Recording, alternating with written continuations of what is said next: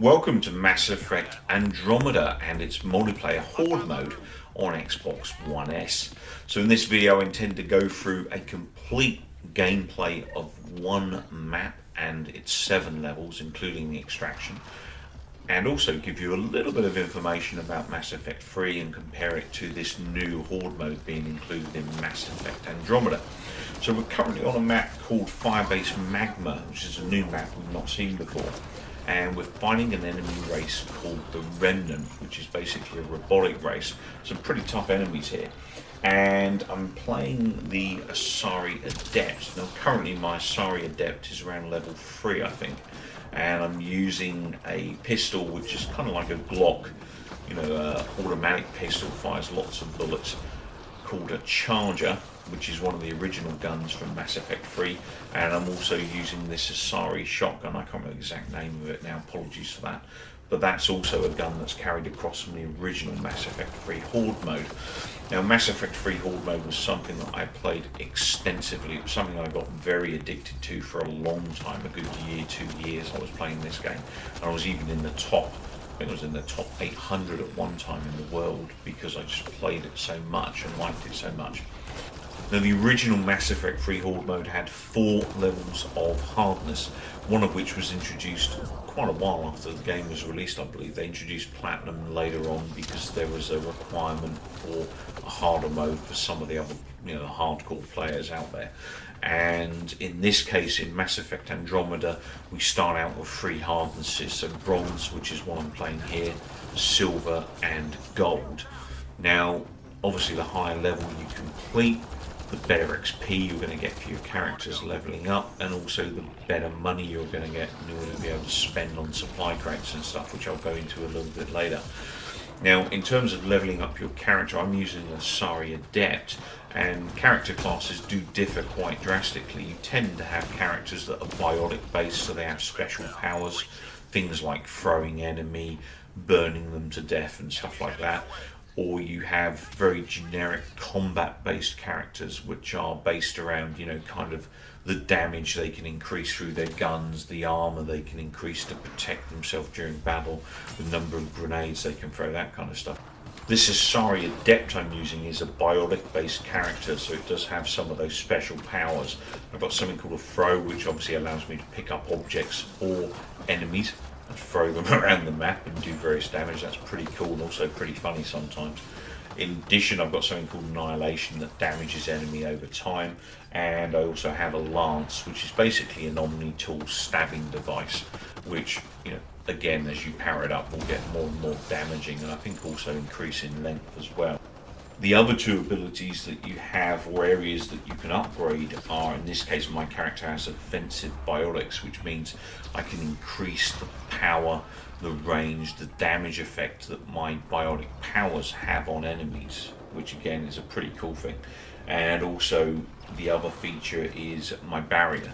So I have this kind of protective barrier that I can create as an Asari Adept that helps me and also helps my team, so it's also something else that I can build up over time and help kind of shield other players from damage whilst we're fighting. Obviously it only lasts a certain period of time, but it can be useful in the heat of battle just to get people's shields back and stuff and keep them alive. Mass Effect's Horde mode is very much a cooperative affair, and as a result, the characters that you choose, you can choose quite intelligently as a team to complement each other and ease your experience of completing these various missions.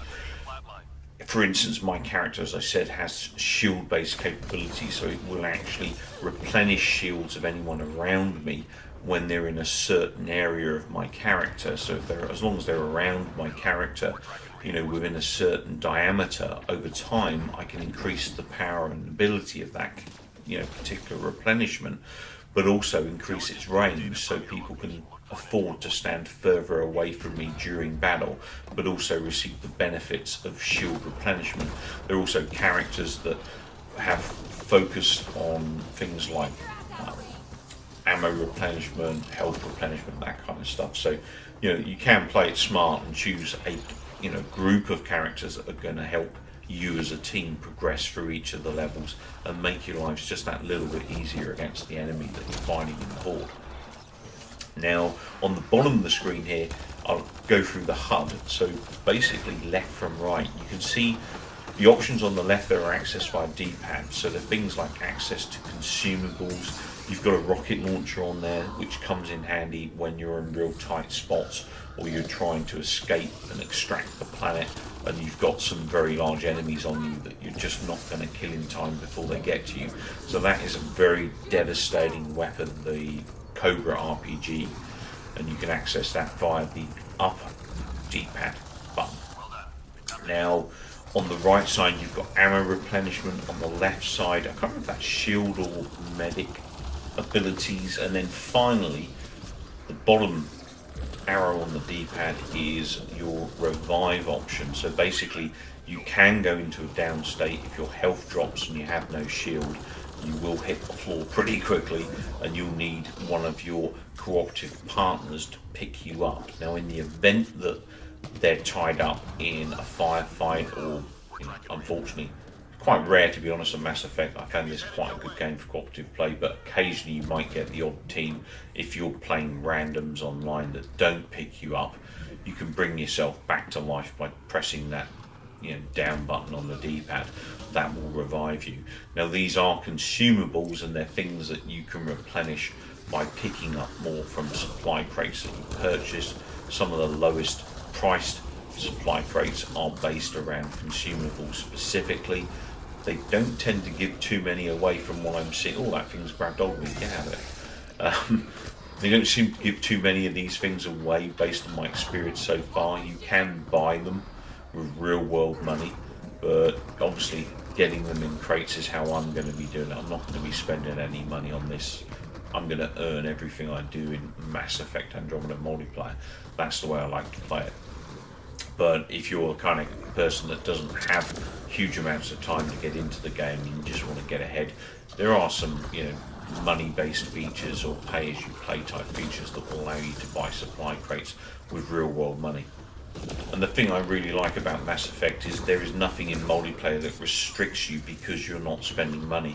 You can earn and acquire everything you need to acquire just by playing the game, and that's the beauty of it. Obviously, it's much harder work, but like I said, in the event some people just want to shortcut things and go ahead and buy stuff, they can do that too. So it works to everyone's benefit. So left to the middle of that semicircle, in the middle of the screen, you'll see the weapon I've currently got equipped, which is my fully automatic charger pistol. It's kind of like a mini submachine gun, this thing, it's quite cool. And you'll also see your current capacity of the clip that you're using, as well as the weapon's overall capacity. Now, in the middle, the blue area is my shield, so when there is no blue, there's no shield. That will then affect the red area, which is my overall health. Now, at the end of every wave, your health and shield will replenish, as you just seen.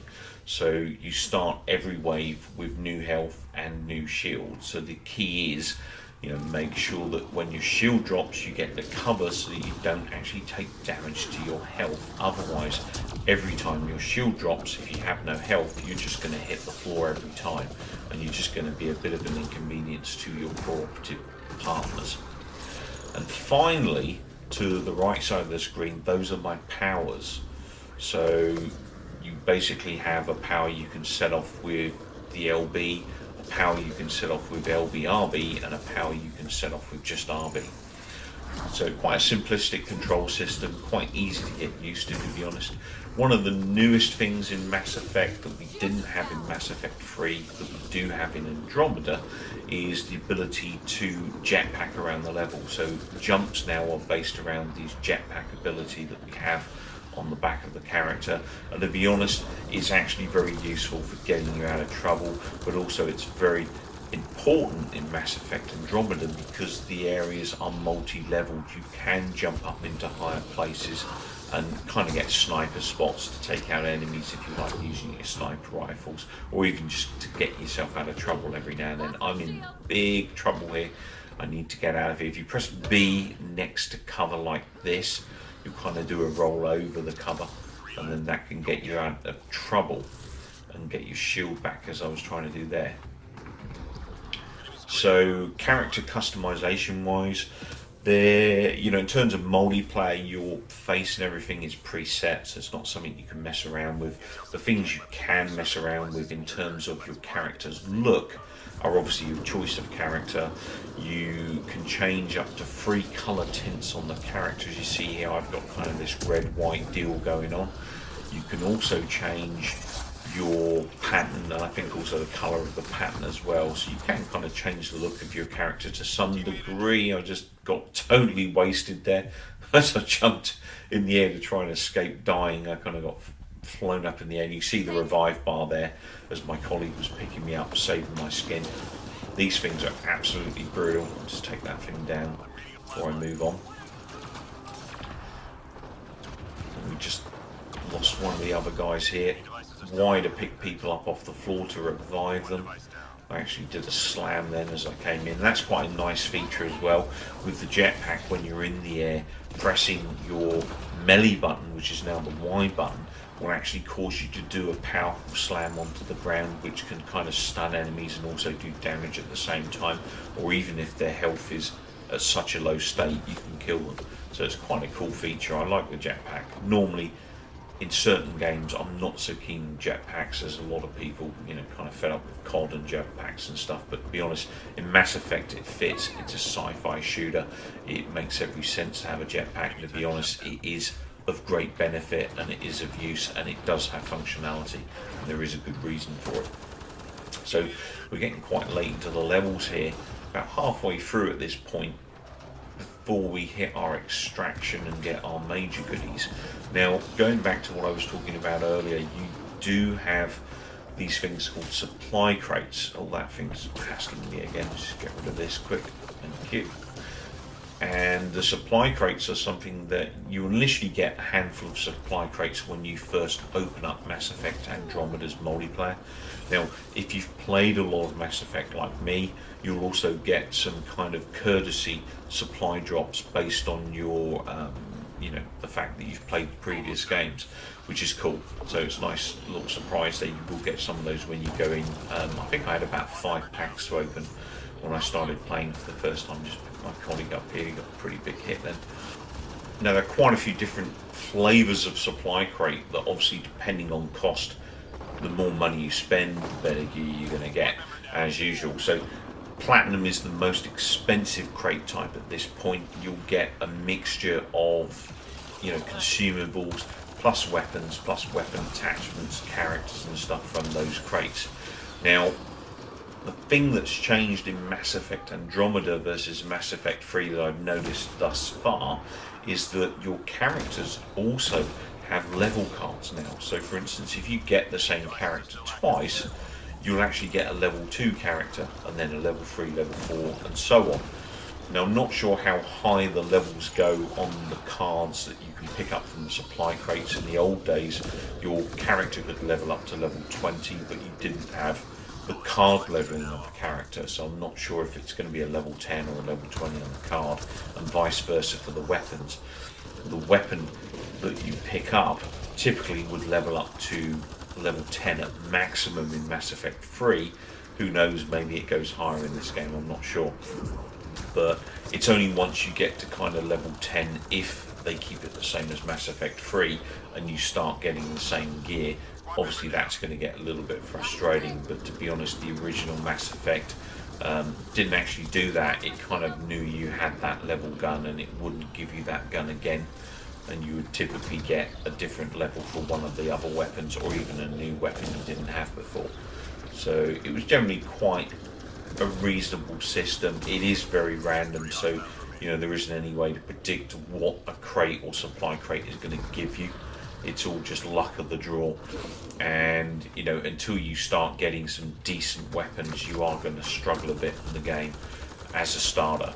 But just persevere with it. In time you'll get some pretty cool weapons to get you going and help you survive some of these extractions. And then once you've got some powerful weapons, we're on the final extraction now, so this is the escape of the planet. So hopefully we can get this one done, and I'll have shown you a complete playthrough. But going back to those weapons and stuff, it's all a matter of perseverance, and you do feel sort of drawn to keep earning and finishing, extractions in order to be able to open more crates and get better gear, or level up guns that you really like, or characters that you really like. Now you do get parts for your weapons, things that help with stabilization of the weapon, things that give you more ammo, more damage, scopes, you name it, they're there. So there's lots of different ways you can continue to build your character. Oh, I took it big time then, I'm down. Hopefully someone can pick me up. Good man, the wolf man to the rescue, as always. And there's just so much to play for in this game. It's a massive game, there's lots to do, there's lots to unlock, and I really would recommend it to anyone that likes Horde mode. If you own EA Access, Mass Effect 3 is actually a free download if you don't have it already. So for instance, if you don't quite have the dosh to spend, or the cash to spend on Mass Effect Andromeda at this moment in time, you could quite easily just download Mass Effect 3 and get a very good Horde mode experience if you haven't played that yet. Check out the channel. In the playlist I'm going to be placing these Mass Effect Andromeda videos. I'm also going to be storing my original Mass Effect 3 Horde mode playthrough, so if you haven't seen those, feel free to dip in and check out the action. And BioWare originally supported Mass Effect 3 with free DLC download content for multiplayer, and they actually did, I think it was somewhere in the region of 7 updates to the multiplayer during the course of, I think it was a good couple of years, for Mass Effect 3's Horde mode. And there was an extensive number of characters, new weapons, new maps added to the multiplayer game. Thankfully, BioWare are going to support Mass Effect Andromeda's multiplayer Horde mode in the same way, so all of the new content for multiplayer in Mass Effect Andromeda is going to be free content in order to encourage us to keep playing through the levels. Well, that pretty much ties up Mass Effect Andromeda Horde mode. As I said, this was a FIREBASE Magma I was playing. We managed to extract there. You get various medals, things like, so many kills with a pistol, so many kills with a shotgun, that kind of stuff. There's also a lot of challenges, hopefully tied to this. There used to be a massive challenge list for Mass Effect 3 and its multiplayer Horde mode, so I'm hoping there's something similar in this. I haven't looked yet, it's probably there, I just haven't seen it. And obviously those challenges just kind of keep you ticking over, wanting to complete each of the various challenges, so many kills, so many types of alien race kills and all this kind of stuff. Unlock more XP, which obviously I know you do, level up those characters and your guns and stuff, and also buy more gear in order to unlock more in the Mass Effect Andromeda universe. Well, I hope you found this video entertaining and useful. Please be kind enough to click a like and also subscribe to the channel if you're not already subscribed to King Liz's Game Lounge. Thanks for watching. Please take care, keep well, and come back soon.